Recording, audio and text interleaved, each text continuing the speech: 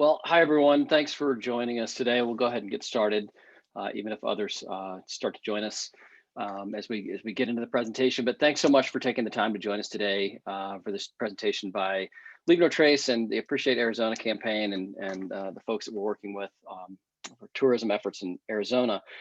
Today, what we're going to cover is we are going to talk about a brief overview of Leave No Trace, just to set the stage, make sure we all have a common understanding of the goals, talk a bit about the science and the research that we engage in and how that informs both our messaging, but also how we deploy that messaging and what we know about influencing the decisions that people make in the outdoors to help them understand the role they can play in sustainable enjoyment of our shared public lands. Then I'm going to go into our gold standard program and what that means, what it entails, how to get started with that, and also talk a bit about the benefits to parks and protected areas that are currently involved in that gold standard designation program, as well as others that are coming online. We are seeing more and more momentum with that and tremendous interest in that because of the benefits that it can provide parks and protected areas from the municipal to state to even the federal level. So with that said, I'd like to just offer a land acknowledgement before we get started. You know, what we refer to as federal and state and public lands in Arizona are the traditional and ancestral homelands of the Hopi, the Pueblo, the Western Apache, and the Hohokam, as well as the recognized nations you see listed here. So I wanted to just make that acknowledgement before we get started. So what is Leave No Trace? Well, our mission is to protect the outdoors by teaching people and inspiring people how to enjoy the outdoors responsibly. It's really no more difficult than that. We accomplish this mission through education, outreach, training, partnerships, and research. And while we have been effective in our history, there are more and more people coming to the outdoors every single day. And certainly this last year, with the influx of visitors to public lands as a result of COVID, we've certainly felt the effects of that. And our land management partners across the agency spectrum have all indicated, mostly anecdotal, but there's some data in terms of increased visitation and the resulting increase in what arguably are avoidable recreation related impacts. And so again, our mission is to help people to understand how they can take care of the outdoors. Why is it needed? You know, obviously, when we spend time outside, there's always the potential for impacts resulting from our recreation. And when we think about the types of impacts that we see, we often attribute these impacts to not malicious intent. It's generally just people don't know exactly how to minimize their impact. We see impacts from people who are unskilled. We see people who are uninformed or underinformed that lead to impacts. And we also see in some cases just careless actions. People just don't think about securing their trash on a windy day and that sort of thing. And so Leave No Trace is necessary because it's perhaps the best framework to minimize these avoidable impacts. And it's a way for us to minimize the unavoidable impacts. Sometimes there are just unavoidable impacts in the outdoors. And so we give the solutions for how to address and deal with those impacts in a user-friendly and meaningful way.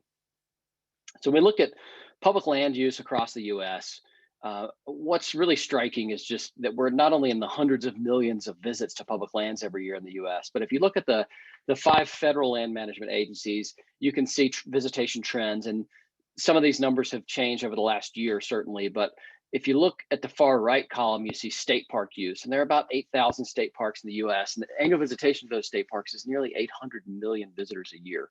So what we're talking about is a tremendous opportunity to reach so many people with good information about enjoying the outdoors responsibly. And so this helps put it in perspective in terms of just the sheer volume of people that we're seeing out there. And land managers certainly know this firsthand, but we've been tracking these trends for a number of years. Because we're always making more people, we're not making more land, and we're trying to share a finite space. And so how we can encourage and inspire people to do that and certainly teach them the skills becomes more and more important every day. And certainly this past year has put an exclamation point on that concept. We often think of and refer to Leave No Trace as a spectrum. You know, on one end, there are very few impacts to the landscape, and on the other end, there are a lot of impacts. And Leave No Trace is not about perfection, we're about action. What we hope is that everyone finds their place on this spectrum, that they can do something to minimize their own individual but cumulative impact over time. If somebody goes out and they stick to trails one day, great, you left no trace. If you go out the next day and you stick to trails and you pick up after your pet, that's two things. And when we can get the millions of people who are spending time outside to just stop and do one thing to minimize their impact, that's how we start to see the collective benefit of this for public lands. And so again, we're about action, not perfection. And when people learn that, they're often much more receptive to leave no trace. There seems to be a common misconception that it's sort of an all or nothing prospect. And really what we want is for everybody just to do something, even one thing, to minimize those individual but cumulative impacts so that all of our public lands can have a more sustainable future in terms of recreation. Leave no trace and the 7 principles are science-based. There are 2 primary scientific disciplines that we rely on. The one that underpins the Leave No Trace 7 principles is known as recreation ecology. It's the study of recreation-related impacts, how those impacts are caused. It also looks at the managerial implications of those impacts. And this is a field of inquiry that's been around for now at this point 4 decades or so, and it really is looking specifically at the different types of ways recreational activity can impact either plant species or animal species. And this work is carried out in a number of different environments and for a number of different activities. And so we rely on these data to inform our practices and to ensure that they're the right practices to promote to people. It's important to note that the Leave No Trace principles, while they've remained the same since 1999, the information that's under the principles, the bullet points, so to speak, there's a fair bit of fluidity there in terms of integrating the best science that we have to advocate the best practices to people spending time outdoors. And those guidelines have changed over the years based on new or emerging science. We've eliminated certain recommended practices, or we've actually enhanced other practices, or we've even added totally new practices. For example, in the last year or so, we have come out with some pretty robust and well-accepted guidelines on social media and the intersection of social media and the outdoors, and how we can use social media as a tool to promote Leave No Trace. It can also be a tool that can drive visitation. And so it's about finding the right balance. But it gives you a sense of the type of emerging issue we're seeing on public lands that we can use science to help inform our best practices. When you look at the recreation ecology research that's available many years ago, way back in the last century in the 1990s, there was this idea posited of this hypothetical relationship between use and impact, and suggested that as recreational use of public lands increases, so too does the corresponding impact.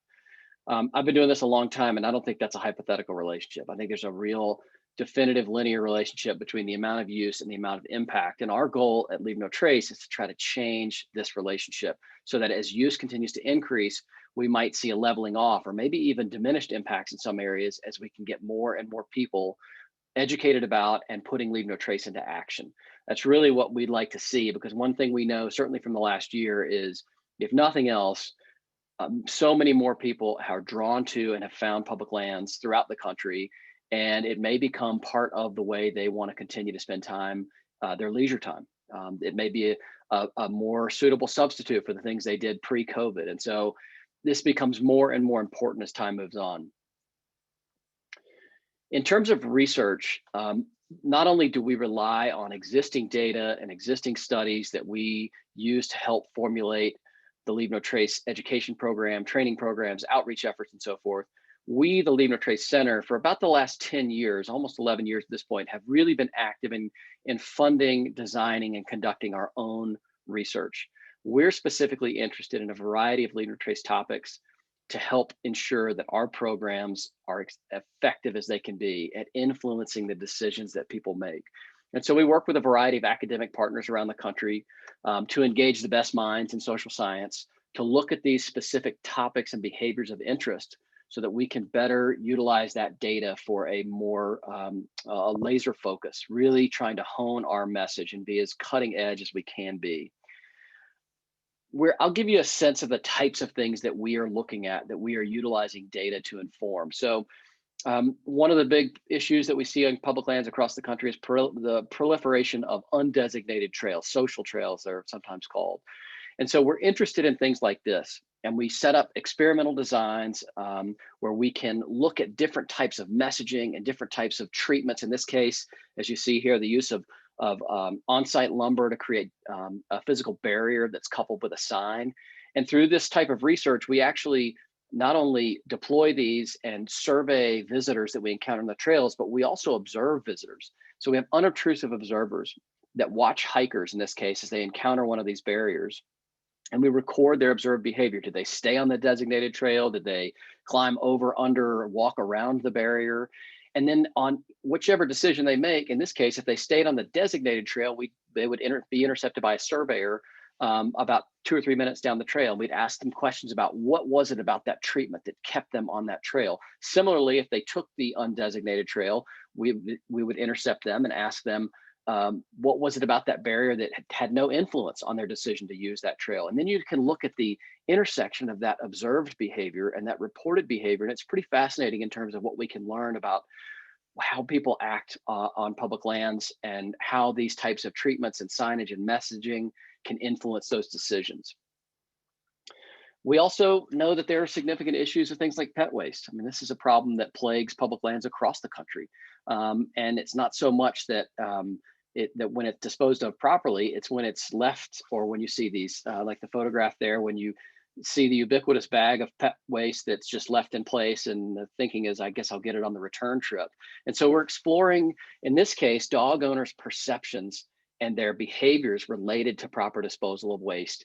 In this case, in the City of Boulder Open Space and Mountain Park System, which is about a 48,000 acre park system. And so again, we use these blended methodologies of observation and survey work, and we really start to understand how pet owners view their role in dealing with their pet waste appropriately. And this is the kind of inquiry that's really helping inform how we can better reach people to help them understand the why behind Leave No Trace recommended guidance. We also, in many cases, are fortunate enough at this point in our research history to have enough data to look across park and protected area types.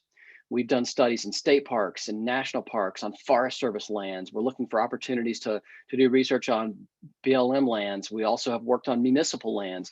And when we look across these park and protected area types, what we're finding is that a more uniform approach to Leave No Trace could be successful. We don't see a tremendous amount of variability in visitors' views of Leave No Trace, their attitudes and perceptions about Leave No Trace across these park and protected area types. And so for many of our cash-strapped agencies these days, this is a great finding, to think that we don't have to go on a one-off fashion to create a tailored program for every single site. Certainly it's warranted to have things tailored to meet specific either cultural or environmental needs, or perhaps recreation or resource needs. But the overarching finding that a more uniform approach is a really good finding for a lot of our land management partners that have limited resources in many cases to deploy and implement Leave No Trace. We're also looking at things, more specific topics, in this case, looking at attitudes and behaviors regarding waste in national parks. One of the biggest issues facing national parks in terms of something that visitors contribute to is 100 million pounds of trash that's generated in national parks across the country every year. And the single largest source of that waste is campground waste. And so we've done a 3-year longitudinal study in 3 national parks, which involved Yosemite, Grand Teton, and Denali, specifically looking at visitors' attitudes, behavioral intentions, and their actual behavior in terms of proper disposal of waste and recyclable materials in these parks. We collected data for 2 years on park visitors in front country locations, trailheads, picnic areas, and so forth. We collected data on campers and campgrounds. And then 3rd year of the study, we deployed data-driven messaging in these parks in an experimental design fashion. And we actually could influence behavior at the bin, in situ, in these parks, with a simple 15-word message about how easy it is to sort your waste between recycling and trash. And so we're doing these types of studies to, again, figure out where the leverage points are to better influence people's decisions in the outdoors. So now I'll jump into our Leave No Trace in Every Park efforts, and this is every park, every forest, every protected area. This has been an initiative of ours for about the last 5 years, and it really entails 2 key components, one of which I'm going to talk about today, and that is our Gold Standard program. The reason that we have a focus on Leave No Trace in Every Park is we know that we have to meet people where they are. When you look at the the sort of the arc of a recreational experience. You've got the anticipation phase. People are planning, they're gathering information. Hopefully they've seen something on social media. They've gone to, an outdoor equipment store. They're talking to their friends. They're getting ready for whatever kind of outing they may have. Then you got the travel to phase, where people are either on foot, they're walking to a local park, they're in a car, they're on a plane, however they're getting to where this recreational experience is. Then they're on site, they're there, they're immersed in the activity, whether it's an afternoon walk with the dog or a week-long backpacking trip. Then you've got the travel back, the trip's done, you're headed home for dinner, or you're headed home on a plane and you got the blisters and the t-shirt and the bug bites to prove it. And then you've got the reflection phase. And where we find that most visitors are reached is on site, and that's a good thing. The challenge is that it would be best if we could reach them in that step one, that anticipation phase. And though we try to do that very diligently and we advocate for that, we know that the majority of visitors, through our own survey work and other studies that have been done, most visitors first encounter with concepts like Leave No Trace is in a park or protected area. And therefore, we know that strategically, we've got to have Leave No Trace information in every park. We may not influence them on that visit, but if they're exposed to it, there's a chance for future visits that they're likely to put Leave No Trace into action on those subsequent visits. So again, that's what drives these every park efforts of ours, because we know that we've got to have messaging on site where people are recreating. So in terms of our every park efforts, we have things like public lands partnerships. We've had a 27-year memorandum of understanding with the 5 federal land management agencies. We've had a longstanding memorandum of understanding with the National Association of State Park Directors, now known as America State Parks. And we have dozens and dozens of municipal partners around the country. We also have citizen science efforts as part of this. We're clearly doing research. We have our Leave No Trace Hotspots program, which is a program where we identify outdoor areas that are suffering from significant recreation-related impacts. And these are areas that we feel like we can make a meaningful contribution to getting these places on a path to recovery through some targeted outreach and activation at the location, which involves media and service projects, and in some cases, citizen science and training and working with youth. We also have government engagement efforts. And this is oftentimes at the federal or state level, where we try to engage government, not in a lobbying fashion. Leave No Trace is an apolitical entity, but we try to work with these individuals and representatives to help them get a handle on and understand the complexities of public land management and how we can implement solutions for that. We also are working on the gold standard site piece, which is what I'm going to talk about today. And clearly we have a robust program with tourism and tourism entities around the country. So in terms of the gold standard sites, these are unique because they are the areas around the country that have been identified as those parks and protected areas that are implementing and utilizing Leave No Trace at the highest levels. The idea here is that we wanted to have real empirical evidence and demonstrated sites that are using Leave No Trace, and it's working for them, and it's making a difference not only for the resources they're entrusted with managing, but also for the visitors who come there and the visitor experience. And so these locations were intended to be these living laboratories, if you will, these living examples of how Leave No Trace can be implemented. And we have been designating these for the last couple of years. And as I indicated earlier, there are more and more coming online. Here in Colorado, for example, we just received a nomination packet for what would be the 3rd state park in this state to receive gold standard status. And Colorado Parks and Wildlife has a goal to have 8 other of their state parks achieve this status within the next 18 months. So there's some real momentum, certainly here in this state, but nationally, we're seeing a lot of interest in this for a whole variety of reasons and benefits. So gold standard sites, again, this is the highest standard of Leave No Trace implementation. These are really exemplary models of how Leave No Trace can be implemented at a variety of levels. I'll get into a little more detail about what those levels look like. Again, these are these living examples of effective visitor outreach, education, specifically related to Leave No Trace and responsible enjoyment of the parks. And these gold standard sites really encourage other public lands to ensure that Leave No Trace is part of everybody's outdoor experience. I can give you an example of this. We have been able to showcase one of the gold standard designated state parks here in Colorado, a state park known as Roxborough State Park. We've actually taken land managers there in conjunction with the folks at the state park who've given them a tour of the facilities and of their messaging, and they've talked to them about their volunteer efforts and training and their staff training and so forth, and their social media and their digital presence, as well as just things like their trail infrastructure and the signage that's available. And so we've been able to actually, this has come to fruition where we've been able to use these living examples to demonstrate to other park and protected area professionals as to how they can take these strategies home and implement them themselves. This is the current lineup of gold standard sites. As you can see, there is one in Arizona, the Coconino National Forest, that has done an excellent job, as most of these have, in terms of layering in Leave No Trace at a variety of levels, from staff and staff training and staff training opportunities, to volunteers and volunteer training and outreach, to youth efforts, to on-site signage and messaging, to good quality information on their digital platforms, websites, social media, and things. And so there's a variety of ways these parks and protected areas have built Leave No Trace into what they're doing. And you can see it really runs the gamut from national parks, really high profile like Olympic or Acadia, to state parks. We've got a fantastic state park in Alabama, Chehaw State Park, that is in kind of north central Alabama, to state parks in Missouri. Here in Colorado, we have state parks. We've got the San Juan Islands, for example, in Washington State. It's a sort of a combination of land management entities, from the National Park Service to the Bureau of Land Management to the county entities that are involved. And so our goal is to continue to diversify these gold standard sites, to just continue to demonstrate the effectiveness of Leave No Trace, to show that it works, and to be able to have these real world examples. And we have the benefit of certainly educating the visitors to all these locations about enjoying them responsibly. So what are we really trying to achieve? So the recognition of these really strongest examples of federal, state, local, municipal managed lands that are utilizing Leave No Trace as a key part of their visitor education efforts.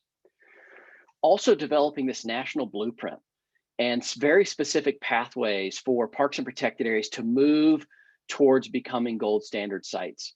And I'll get into a little more detail on that, but we really wanted to be able to have this blueprint that can be replicated virtually anywhere at either low or no cost in many cases, because we have a number of free assets that can be utilized to help parks and protected areas towards this designation. So this is not a heavy lift in terms of the finances for a lot of areas, and a lot of areas are actually closer to this designation than they think.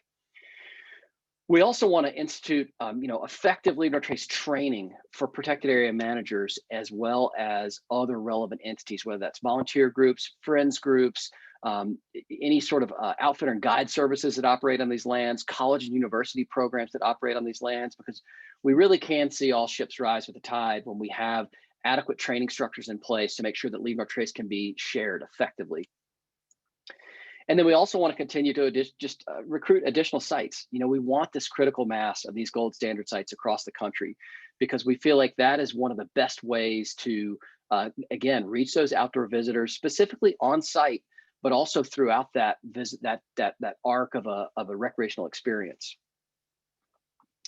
So becoming a gold standard site. So each area that's been designated undergoes a fairly rigorous process in terms of just assessing the area to receive the gold standard designation. And it's based on the following criteria: a history of successfully implementing Leave No Trace ethics and skills into management, into programming, outreach, and other education efforts. We really want to see where this is part of the fabric of a park or protected area, because we understand that when a park has a champion for Leave No Trace, it's a wonderful thing. Oftentimes we see when that champion moves on to the next great opportunity, sometimes that Leave No Trace effort leaves with that individual. And so what we try to do is institutionalize this so that it outlives any one person, and it really becomes part of how these places are managed in perpetuity. We also look for staff, and if there's a volunteer component, volunteers as well, that have formal Leave No Trace training. We have a three-tiered training structure. There are lots of opportunities to become trained in Leave No Trace, but we know that that's a really key component of park staff and volunteers and other key cooperators being able to effectively reach the recreating public. We also like to see Leave No Trace throughout the park. And this could come in the form of signage and other things, but trailheads, visitor centers, campgrounds, picnic areas, put-ins, takeouts, boat ramps. I mean, you name the type of location, but we really know that It's an important part of educating visitors because we can't have staff everywhere at all times. And so we have to use other means. And we know posted signs aren't the end all be all, but it's certainly a key component. We also want to see Leave No Trace language and messaging included on websites, maps, materials designed for visitors, brochures, pamphlets, social media feeds, and that sort of thing. And then we also like to see it involved in or included in interpretive programs that may be going on, whether it's ranger talks or campfire events, youth outings or efforts, trail opportunities. We know that, again, when we can weave Leave No Trace into the very fabric of a location or an area, it's so much more effective over time than more disparate or one-off efforts. The initial step is we have an online every park assessment, and it's just a free survey type assessment. And so we look at the criteria of staff, volunteers, training opportunities, on-site messages, educational materials, online information, various programming that's going on, a youth focus, and then partnerships. We know that these are some of the key elements to ensuring that Leave No Trace is really a meaningful part of these types of areas. And there's a scoring system associated with this. You don't have to have a perfect score in every category to achieve this status. There are ways to earn enough points to become gold standard. Essentially, you need to earn 30 points on this 40-point scale to be considered. And so our real push with this is just encouraging parks and protected areas to go online, take the free assessment and just see where you are.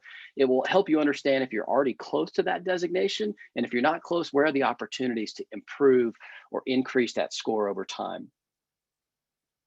We also have a step-by-step implementation guide. And this is a document that lives on our website. It's a PDF, and it really walks you through how to achieve the gold standard status. In the early days of this program, we didn't have this type of really robust resource. And we sort of helped parks and protected areas along the way. And we really started to codify this to give land managers the roadmap to making this happen. And in many cases, we see where volunteers have oftentimes taken this on as a project and have really run with this with the blessing and the assistance and guidance of their land management partners. But this is an excellent effort for volunteers to undertake. In fact, the submission I just mentioned earlier that we received this week from a Colorado State Park was submitted by their volunteer group. So this document is available on our website, and we can certainly share these links with you all so you can actually download these documents and have them at your disposal. This is really the sort of the gist of things. It's a 4-phase approach. Phase 1 is the assessment itself, just learning where you are in terms of how Leave No Trace is being implemented. Phase 2 is the budgeting, the planning. The budgeting piece, once you've identified those gaps, you can determine if there are in fact costs associated with those. In some cases there are, many cases there aren't, but it's more of how to lay out the plan. Phase 2 goes a little deeper into that planning and budgeting once you've determined the specific areas of focus that need to occur. And then phase 3 is really the implementation, like implementing these things that need to occur to really, get across the finish line, so to speak, for becoming that gold standard site. We also have this startup workbook. Many of these documents were created in partnership with the first Colorado State Park that achieved this gold standard designation. They put a lot of work into documenting their process. And once we saw that process on paper, we worked with them to formalize this and turn this into this national blueprint. So we have the step-by-step guide, we have the startup workbook, which really can help just to find the right starting point for moving things forward to achieve this status. So the real point in me showing these is not to get too into the details, but to let you know that these resources do exist and are available, and you're not starting from scratch. So what are the benefits? Why gold standard status? This sounds great. It's nice to know that these things exist, but why would this be right for me or the lands that I manage? Well, one, there's this national recognition of these models of Leave No Trace implementation. They're recognized on our feeds, our social platforms, our website. We refer land managers as well as the recreating public, as well as academics and researchers to these areas. These are key high-profile areas. And so there's some benefit to those areas. Obviously, for some places, they have said to us, we don't need any more promotion. We're already overrun as it is. But the fallback is, that said, we know more people are coming, and we have really good Leave No Trace programming, training, outreach efforts implemented already in this park, and we feel like that's given us a bit of a buffer in terms of the recreation impact that could result from increased visitation. We also see where these sites are, in often many cases, better suited to manage their existing and potentially increasing impacts. So when we look at these gold standard sites, there are documented cases of impacts being reduced. I noted the state park in Alabama that's a gold standard site. Their biggest issue at the outset of this program was trash in the park. Just a tremendous amount of trash and litter being generated in the park. As they move to and achieve gold standard status, the level of trash in the park has continued to decline despite increasing visitation, because they have put in work to make the right educational outreach for their visitors. And so they are in a position now where they can just leverage Leave No Trace to start to meet other recreation related impacts in the park. But there are places across the 12 designated sites that have seen reductions in impact because of this, which allows them to free up resources to deal with other issues, particularly emerging uses that they're seeing, and increased visitation, of course. And the other thing that you see, the other big benefit, is that gold standard sites, just by their very designation and the nature of it, and when you look at these sites that promote the fact that they're gold standard, they have the Leave No Trace gold standard emblem in the park, and they promote it on their websites and so forth. It's helping to create that culture of stewardship in their visitors. Certainly visitors from the local areas and local community, but also visitors who may find a place online and decide they want to go see that place for themselves. And you're already priming those visitors that, hey, this is a special place. It has a special designation, and we can take care of these lands, and here's how you can help us take care of these lands. And so there's some real tangible benefits to the gold standard designation. So if you want more information, obviously visit our website, lnt.org. You can also, and this is a fairly long URL, so I'm happy to share these resources with you all through our partners in Arizona to make sure you have easy access to this stuff. But if you do go to our website and you click on where we work, you'll see a Protecting Parks link, and it will take you to all of these every park efforts. But I'll make sure you get direct URL links to these. And so with that said, I'm going to just open it up for questions at this point, and happy to answer any questions you might have about either Leave No Trace in general, our research efforts, or the gold standard site designations. Yeah, happy to answer any questions I can.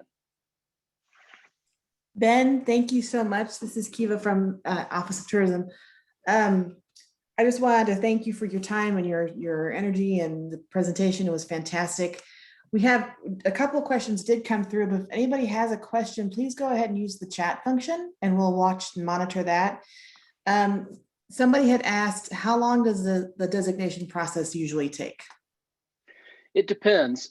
Step one is to take that assessment.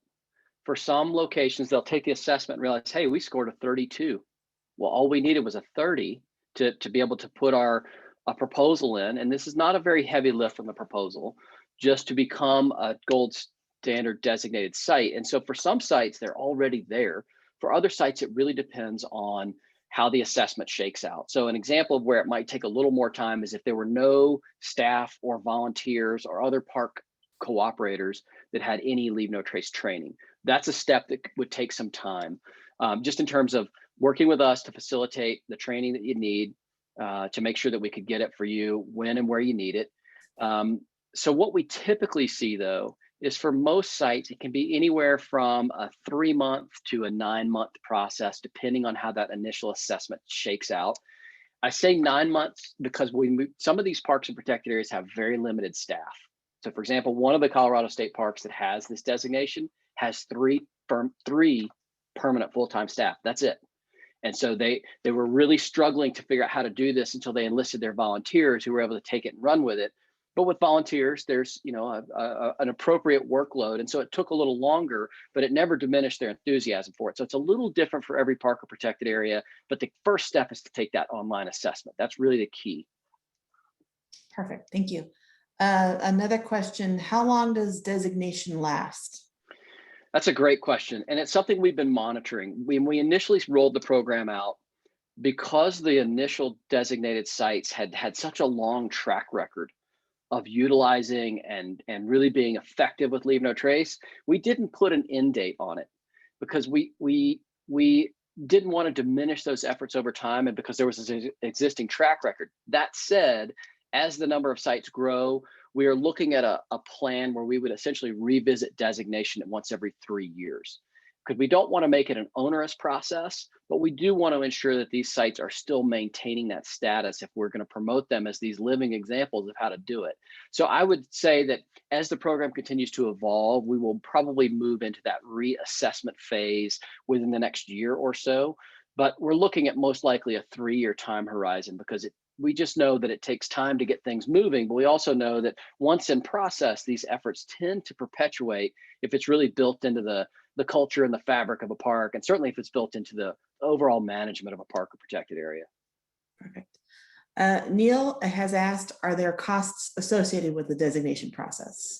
Only if there are things that are identified in the assessment that would require some expenditure. So for example, if none of the signage in a park or forest or what have you has any leave no trace, that would be an area where there might be some funds needed to enhance or improve signage, or training. In some cases, there are costs associated with leave no trace training, and we would help any park or protected area try to minimize those to the extent that we can.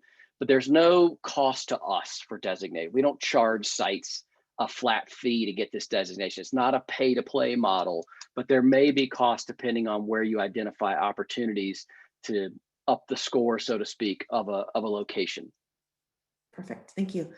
Last question, does Appreciate AZ material count as leave no trace material? Yeah, it certainly would. I mean, it's it's locally adapted leave no trace information, and we're working hand in glove with Arizona Tourism, and so that information and utilizing that is promoting this concept in a very tailored way for the state. So absolutely, that would definitely qualify. The thing I would encourage you to do is think about if there are other things that are not quite captured in that suite of really good information, just making sure that we're addressing other things that we can effectively address, that may be occurring in a particular area, just to make sure that it's comprehensive, that we're addressing the things that we can make a difference on.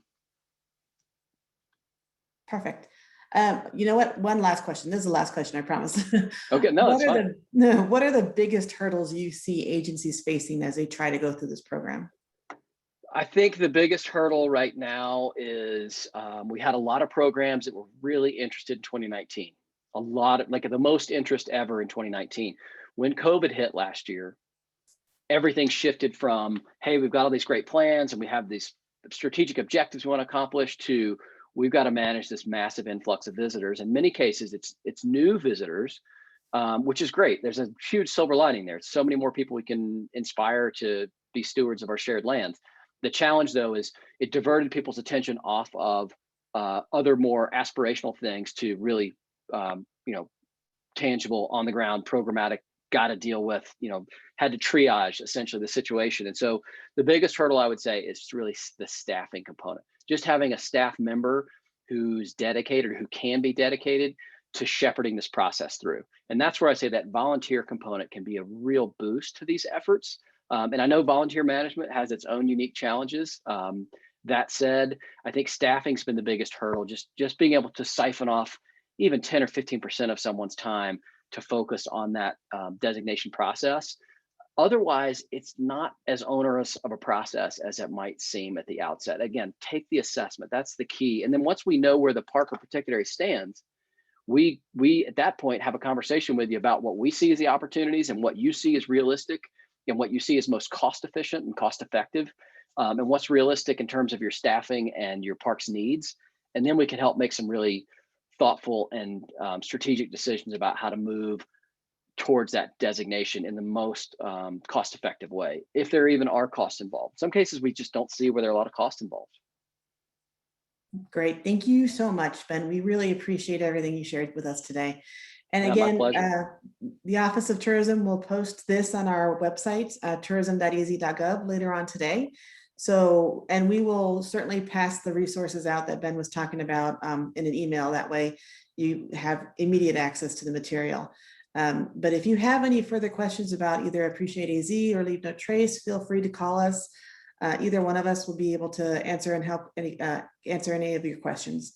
But I hope everybody has a great day. You have some time back from the presentation time slot, and I appreciate everybody showing up. Thank you so much.